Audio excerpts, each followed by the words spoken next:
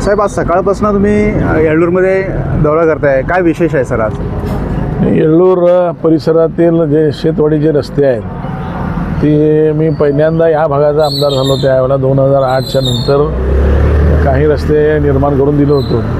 तर आता जवळपास 13-14 वर्ष झालेले आहेत ते रस्ते करून आता बाद झालेले आहेत. तर ते रस्ता पुनर्निर्माण करण्याच्या दृष्टिकोनातून आज सकाळी 6:30 पासून येळ्ळूर परिसरामध्ये दौरा चालू.